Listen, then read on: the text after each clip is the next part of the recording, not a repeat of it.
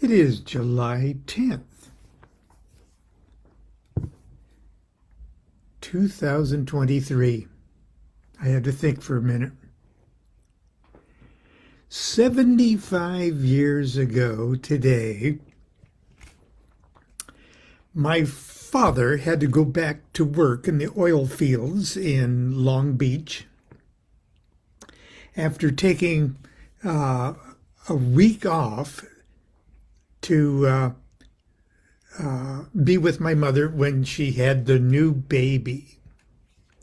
Well, the new baby didn't come, and he had to go back to work. So, when my mother's water broke, there was no one to drive her to the hospital, which wasn't that far away, at Long Beach Community Hospital in Long Beach, California. So a cab driver had to take her, and she sort of wrapped a big beach towel around herself, and it was soaking wet by the time she got to the hospital. And the cab driver, I guess, opened the door for her, but she had to walk into the hospital herself, by herself. And she had part of the towel. I mean, it was a big beach towel, big California beach towel. But anyway, it was totally soaked. And most of it sort of dragged behind her like the wet tail of a Tyrannosaurus Rex sweeping into the hospital. And I was born later that night in about 12:30 or 12:45 a.m. But anyway, the thought of the picture that paints is I find quite amusing. Anyway, tomorrow will be my birthday. It'll be my 75th birthday if I live until tomorrow. And I'll be on. Yeah, I'll be doing a show tomorrow, just like every other day for about the last 2.5 years. So I'll be here. I try not to make a big thing about my birthday, but I'll probably be giving out my shirt size and my neck size and my PayPal account number, and holding up all of my books and say, if you don't have this, you can buy this book for yourself for my birthday.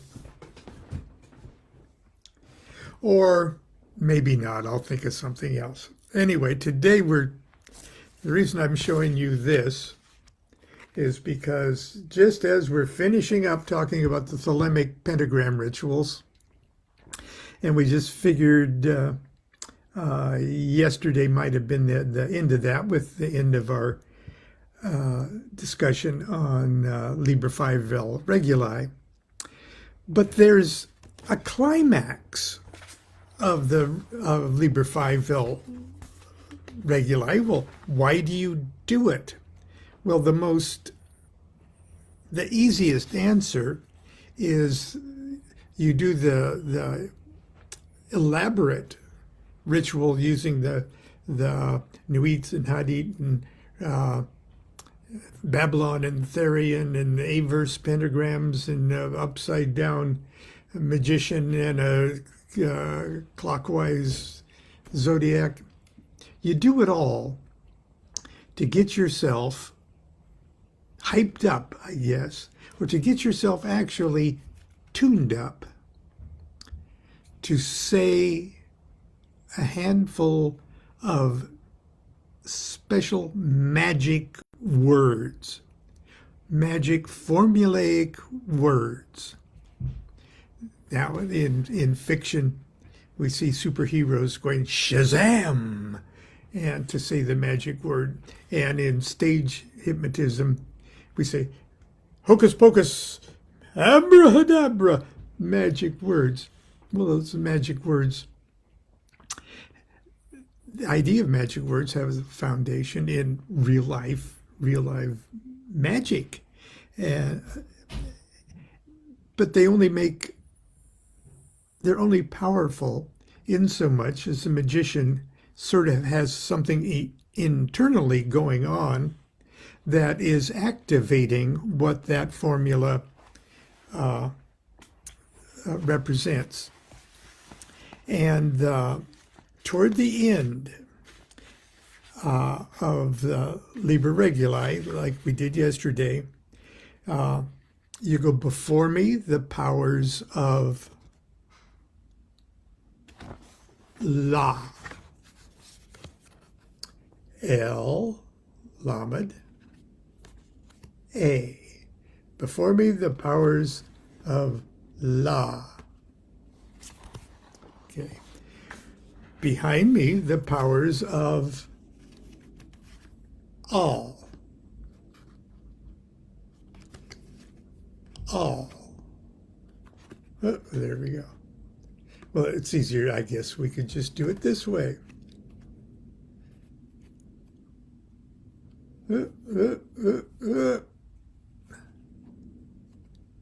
Before me the powers of La. Behind me the powers of La.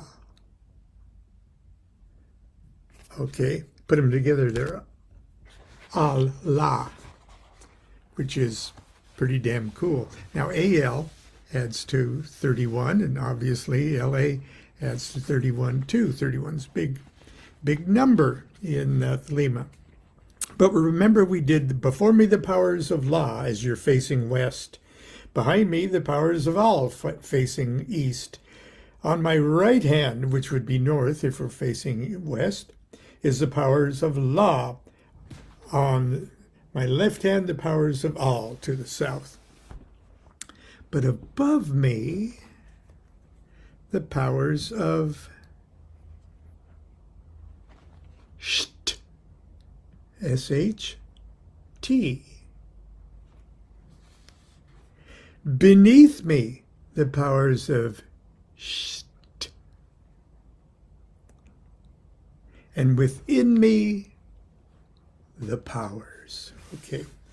And we continue on with like the sixfold star. But the idea is so that we can activate 5 magic words. And they all connect with 93. Or the thelemic current, if you wanted. Losh Tal. Okay. L-A, S-T, A-L. Losh Tal. Thelema, which we know adds to 93 in the Greek, using Greek letters. Viav. And in this ritual, he spells it in English letters F-I-A-O, F. So it's E-R-O with a Vav on either end. That also adds to 93. Agape, or agape, which means love in Greek, that also adds to 93. And then, like when we finish off a Kabbalistic cross, we go Aum. Okay. And A-U-M-G-N. Now, A-U-M-G-N does not add to 93. As a matter of fact, it adds to 100. But instead of just finishing off your Aum, which finishes off a cycle of creation,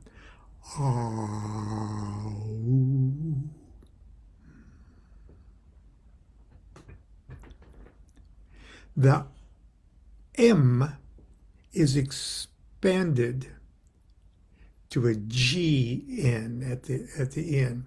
Now, when I first was courting Constance in high school, maybe even in the junior year of high school, yeah, I was a musician. Okay, I was, even in high school, I was a professional musician, and that means I was broke all the time, and I didn't really have, and there was not much to do in Columbus, Nebraska, and so I took her on really cheap dates. I took her to the lake north of Columbus, and I built sort of a little sailboat out of, I forget what it was, but it was a plastic carton that I'd cut out, and I put a candle in it, and it had some kind of funky sail that was hooked up to it. And I took her out to Lake North, which is a romantic place to park and things too.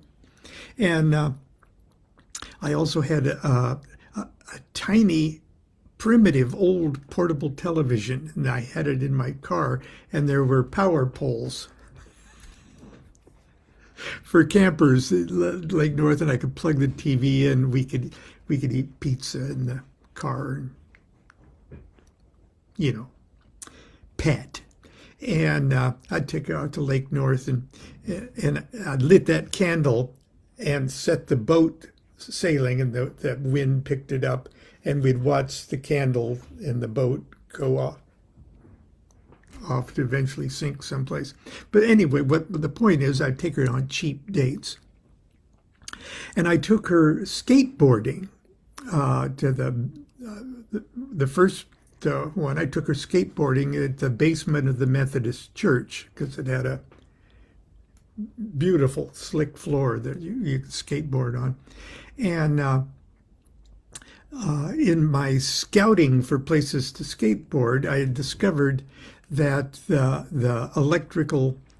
hydroelectric power plant north of town that was built in the 1930s, and it looked like a Greek temple. It was gorgeous, absolutely. And it had 3 huge turbines. There's a point to my story. It had 3 great big turbines in it, and a marble floor.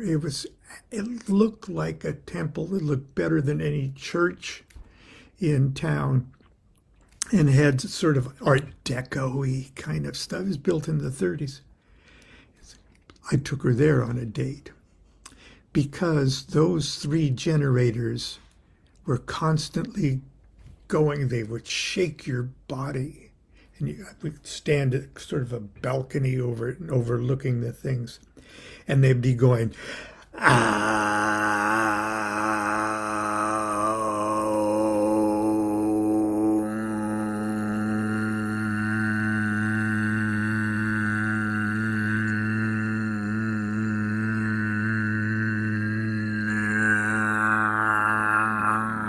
like that. And they just wouldn't be going, and they wouldn't be going, and they wouldn't be going, That where the cycle stopped, continued on and transitioned back to the ah. So it was literally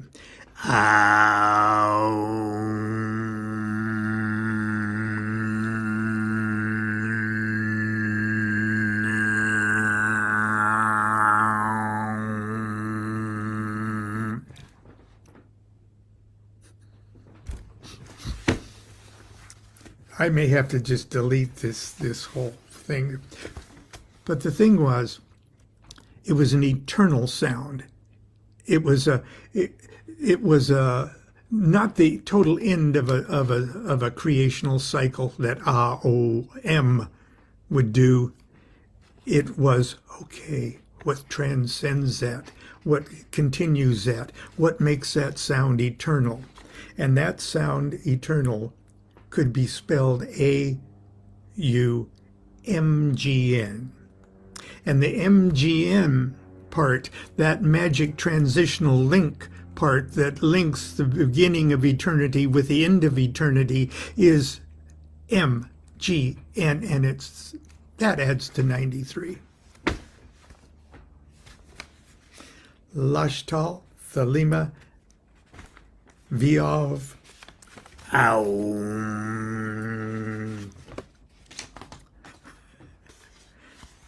Okay. Humor me. It's almost my birthday. I'm going to read just what Crowley has to say at the very end.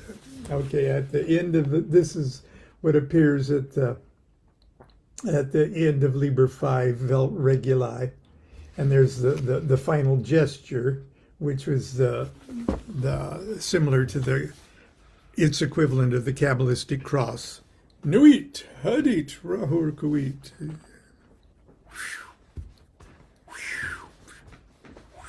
Okay, that part. Now I'm just going to take it as far as explaining Losh Tal, because it's quite an essay. And remember the whole thing. Remember, it's my birthday. If you don't have this, buy this for my birthday.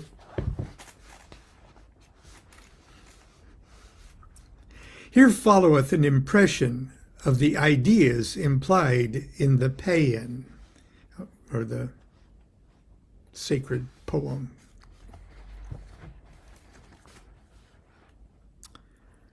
I also am a star in space, unique and self-existent, an individual essence incorruptible.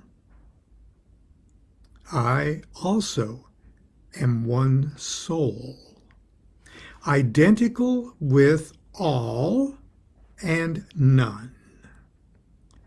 I am in all and all in me. I am, apart from all, and Lord of all, and one with all. I am a God, I very God of very God. I go upon my way to work my will. I have made matter and motion for my mirror. I have decreed for my delight that nothingness should figure itself as twain, that I might dream a dance of names and natures, and enjoy the substance of simplicity by watching the wanderings of my shadows. I am not that which is not. I know not that which knows not. I love not that which loves not. For I am love, whereby division dies in delight. I am knowledge, whereby all parts plunge in the whole, perish and pass into perfection. And I am that I am, the being wherein being is lost in nothing, nor deigns to be but by its will to unfold its nature. Wow.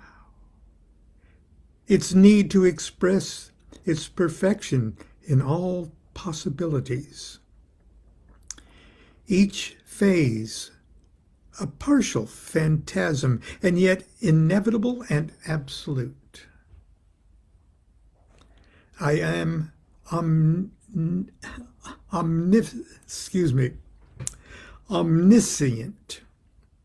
for naught exists for me unless I know it. I am omnipotent, for naught occurs save by necessity. My soul's expression through my will to be, to do, to suffer, the symbols of itself. I am omnipresent, for naught exists where I am not, who fashions space as a condition of my consciousness of myself, who am the center of all, and my circumference, the frame of mine own fancy. I am all, for all that exists for me is a necessary expression in the thought of some tendency of my nature, and all my thoughts are only letters of my name. I am the one, for all that I am is not the absolute all, and all, my all, is mine and not another's. Mine, who conceive of others like myself in essence and truth, yet unlike in expression and illusion. I am the none, for all that I am is the perfect image of the perfect.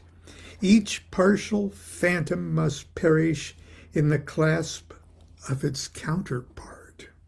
Each form fulfill itself by finding its equated opposite and satisfying its need to be the absolute by the attainment of annihilation.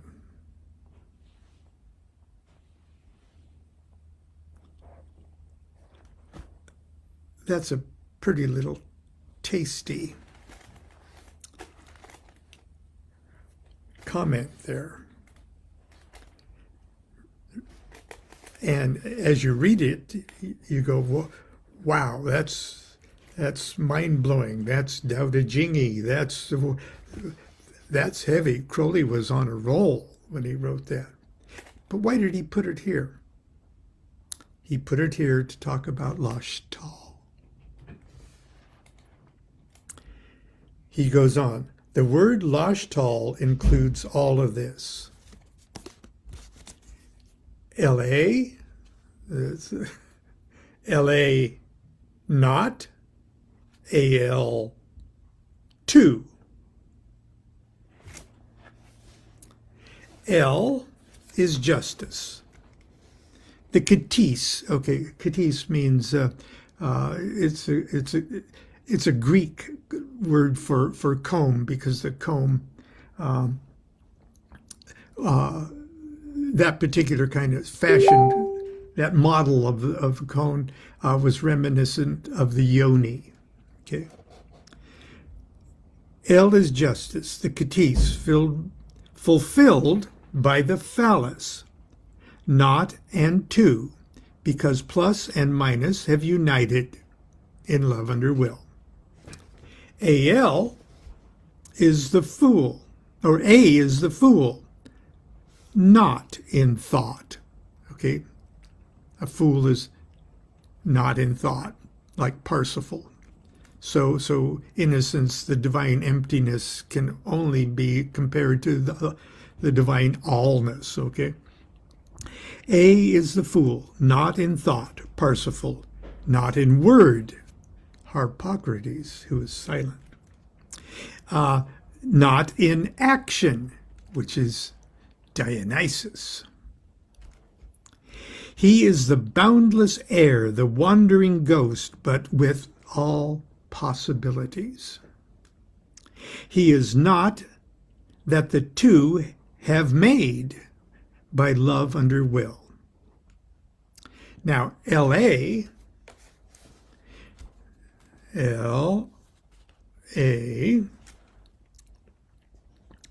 represents the ecstasy of Nuit and Hadit conjoined, lost in love and making themselves not thereby.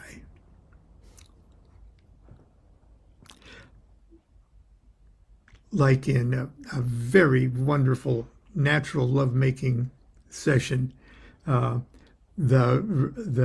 receptive partner and the projective partner are so annihilated in ecstasy that they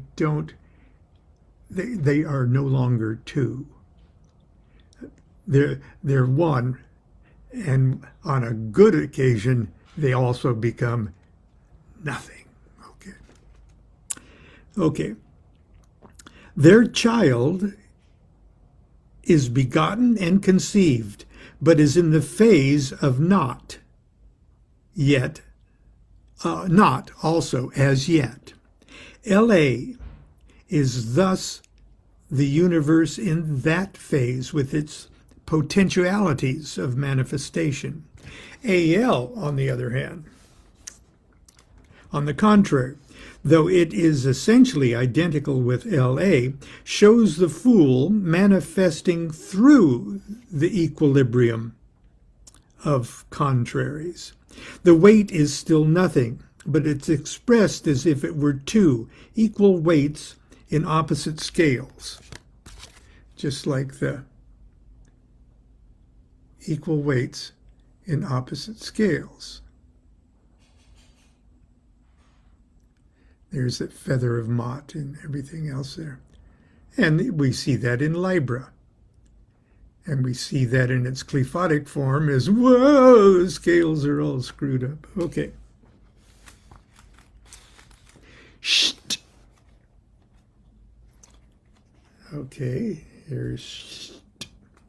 Sheen, tet.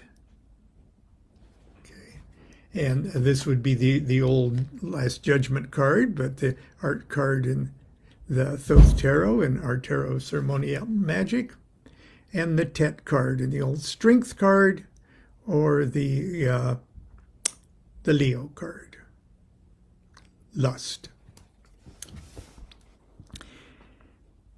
Shit is equally 31 with LA and AL. Really? 31? No. Sheen is 300 and Tet is 9. Gee. No. Aeon, or Sheen, is the 20th key.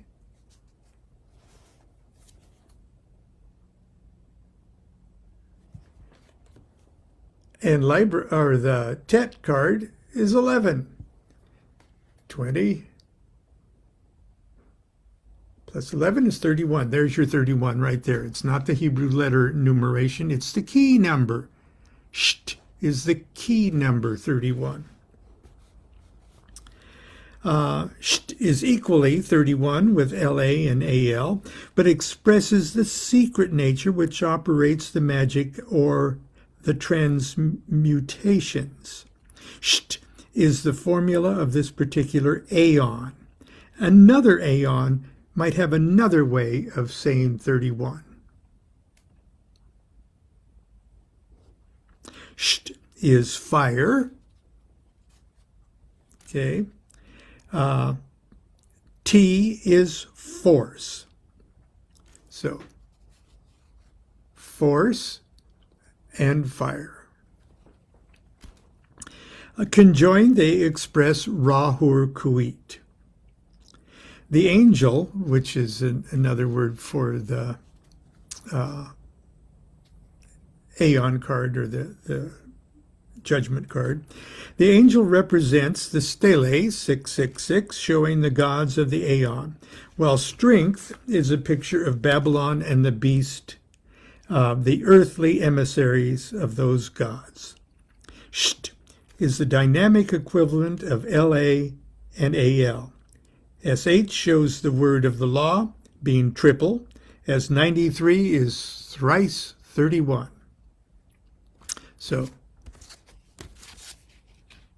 LA 31, ST 31, AL 31, 93. Sht is the dynamic equivalent of LA and AL. SH shows the word of the law, being triple, as 93 is thrice 31. T shows the formula of magic declared in that word. The lion, the serpent, the sun, courage, and sexual love are all indicated by this card. In LA, note that Saturn, or Satan, is exalted in the house of Venus, or Astarte. It is an Aries sign, thus L is Father, Mother, two and not, and Spirit, the Holy Ghost of their love, is also not love, Aheba, that's the word for love, is 13, which is Achad, which is unity or one, unity. Aleph, who is the fool, who is not, but nonetheless an individual one, who, as such, is not another, yet unconscious of himself until his oneness expresses itself as duality. Any impression or idea is unknowable in itself. It can mean nothing until brought into relation with other things. The first step is to distinguish one thought from another. This is the condition of recognizing it. To define it, we must perceive its orientation to all other ideas. The extent of our knowledge of any one thing varies, therefore, with the number of ideas with which it can compare it. Each new fact not only adds itself to our universe, but increases the value of what we already possess. In AL, this the, or God, arranges for countenance to behold countenance. One of the earliest statements of the Zohar, by establishing itself as an equilibrium. A, the one not, conceived as L, the two not. This L is the son-daughter, Horus, Harpocrates, just as the other L was the father-mother, Set, Isis. Here, then, is tetragrammaton once more, but expressed in identical equations in which every term is perfect in itself as a mode of not. SHT supplies the last element, making the word of either 5 or 6 letters, according to how we regard the sheen, as 1 letter or 2. Thus, the word affirms the great work accomplished.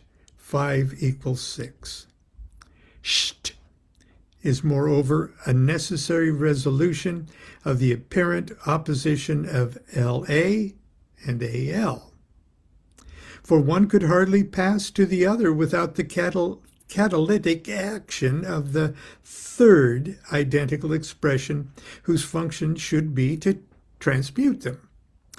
Such a term must be in and of itself a mode of not, and its nature cannot encroach on the perfections of not being LA or of being AL, which it must be purely nothing dash matter, so as to create a matter in motion, which is the functioning of something.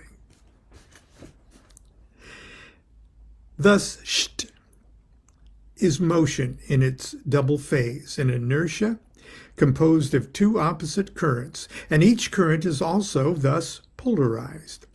SH is heaven and earth, T, male and female. Sht is spirit and matter. One is the word of liberty and love, flashing its light to restore life on the earth. The other is the act by which life claims that love is light and liberty. And these are 2 in 1, the divine letter of silence in speech, whose symbol is the sun in the arms of the moon. And remember, that's the mark of the beast. And this is the ceremony, Liber V Reguli, ceremony of the mark of the beast. But SH, sh, and t are a like formula of force and action as opposed to entities. They are not states of existence, but modes of motion. They are verbs, not nouns. SH is the Holy Spirit as a tongue of fire. A tongue of fire. Manifest in triplicity, and is the child of Set Isis as their logos of word uttered by that angel. The card is 20, and 20 is the value of Yod, YVD. Yod spelled in full is YVD, Yod Vav Dalet. YVD is not a public health question.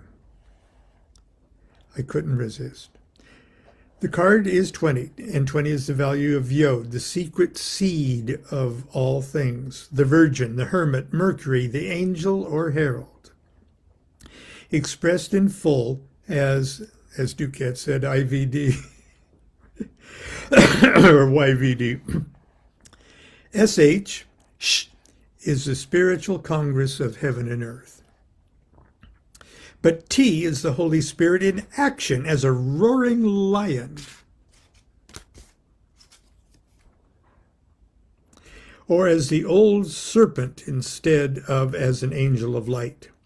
The twins of Set and Isis, harlot and beast, are busy with the sodomatic, as in sodomitic, an incestuous lust, which is the traditional formula for producing demigods, as in the case of Mary and the dove, Leda and the swan, etc. The card is 11. The card of the number of magic, AUD, Aud, the magic fire. Aleph, the fool impregnating the woman according to the word of Yod, the angel of the Lord. His sister had seduced her brother beast, shaming the son with her sin. She has mastered the lion and enchanted the serpent. Nature is outraged by magic. Man is bestialized and woman defiled. The conjunction produces a monster and affirms the regression of types instead of a man-god conceived of the Spirit of God by a virgin of innocence.